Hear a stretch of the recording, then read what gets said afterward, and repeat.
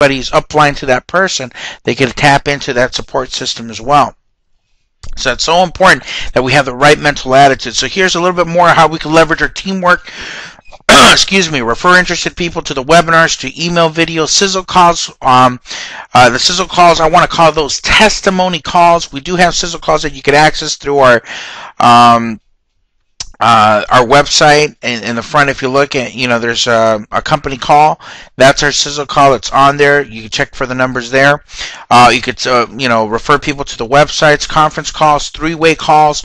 Very important. I remember when I first got started in this business, folks, we were so excited. We did one meeting, and in that meeting, we signed up 3 people. And then those 3 people went home so excited. This is when we very first got started. Those people were just friends. Some were a couple of customers that bought some houses from me. I used to be in real estate and more in loans. And so it was a couple of clients, a couple of people. Our first presentation, or our first meeting, we stopped at a Radio Shack, bought a speakerphone, took it to an office where we were going to do the meeting, and went on a company phone call. And in that company phone call, we heard the speaker, Mr. Johnny Reed, doing a presentation, and I had about 8 or 9 people sitting around that speakerphone, and that was a presentation. At the end, I made the mistake of asking, does anybody have any questions? And then we went through about an hour session of questions and a Q&A, but that's how we found our very first 3 people, and then from there, the next, that night, they were excited. They were looking at who to talk to. And the next day, they started calling. And we were doing three-way calls. And then the big question was, when is your next meeting?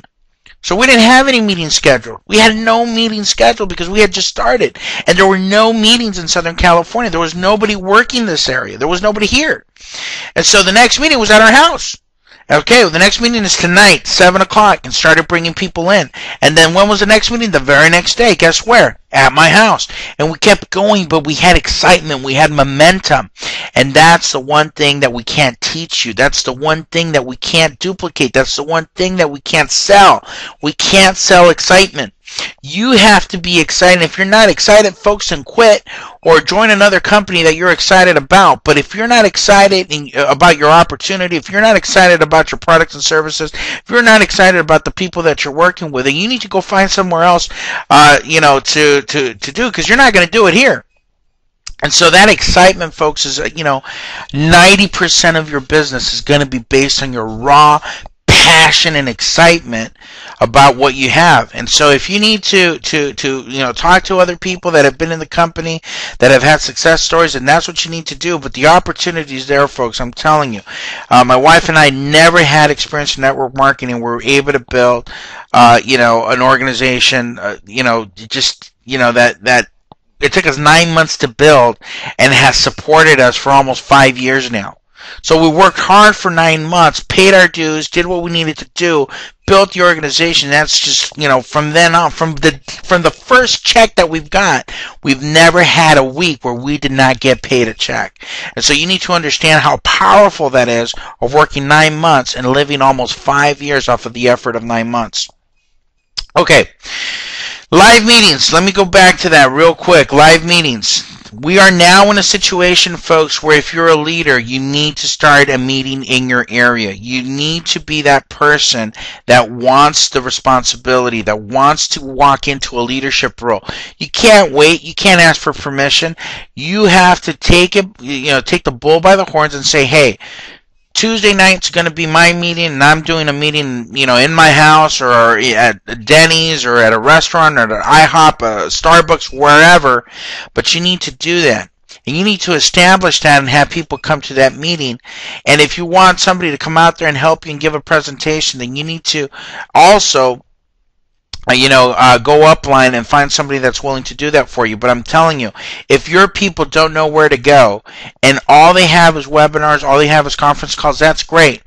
But for some of the products and services that we have, they have to go somewhere where they could see it, touch it, feel it, smell it, experience it, and get a live demo of what's going on in our products, in the different products that we have.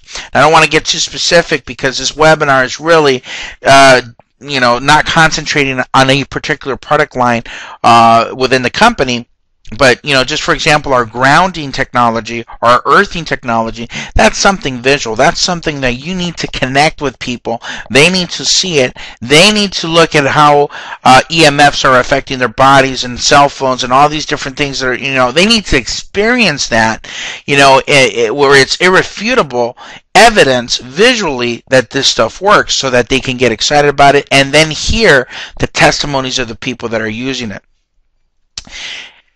Okay, so I think I've covered a little bit about using upline support. We understand that that's important. Now the R word. What is the R word? Well, the R word, folks, is recruiting. And, some people get scared. Some people become professional trainers. This is something that really, really, it's okay that, there's some people that like to train.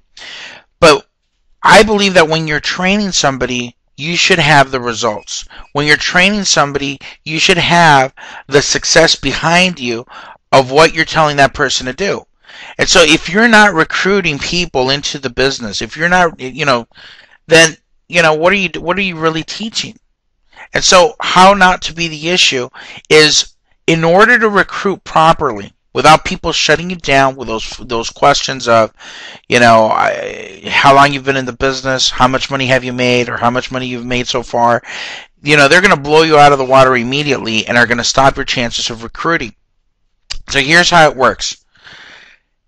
If you see this triangle here, and let me get my little highlighter tool here, you're going to find that, it's a very simple process. Here's an EIR, and here's a prospect. And here's the expert. Now, the expert, folks, doesn't necessarily have to be there. The expert could be virtual. We could do webinar and, after webinar, one-on-one or in a group session. But the most important thing is that you have to edify the expert correctly. And in most cases, people blow that. In most cases, people are edifying the prospect to the expert, and that doesn't work. The prospect needs to know that the expert has experience and expertise in this business. And so that way, that prospect now has respect for the business experience of the person that's going to be doing the presentation. Now, if that is done properly, right? If that is done properly, then the prospect should be hanging on every word that expert's going to be talking. Now, here's the thing. The prospect's not going to listen to you. And the reason they're not going to listen to you is, one, if they're within your circle of influence, they already know you. They already know that you just started. They already know that you haven't made any money at it. And so they trust you enough to hear you. But they don't trust you enough to listen to you. And so the prospect then becomes completely engrossed in what the expert is telling them. If you edify correctly. Now, I do a whole training on edification. We're not going to get into that right now, but there's a whole training that I do on edification and how important that skill is. If you can master the skill of edification, the definition for edification is well, I said I wouldn't get into the edification because once I get started, I'm not going to stop. So I won't get into that program, that training right now. But I will bring it. We'll have to do a whole, another session possibly next week on Friday. Do a whole training on edification, but I won't get into it right now. But if you can master that skill of edification, I'm telling you, folks, it'll make you a fortune. I'm not saying that theoretically. I'm using that in practice. I've done it consistently over 4.5 years. Now, I've given thousands upon thousands of presentations of the company. I've designed the presentation.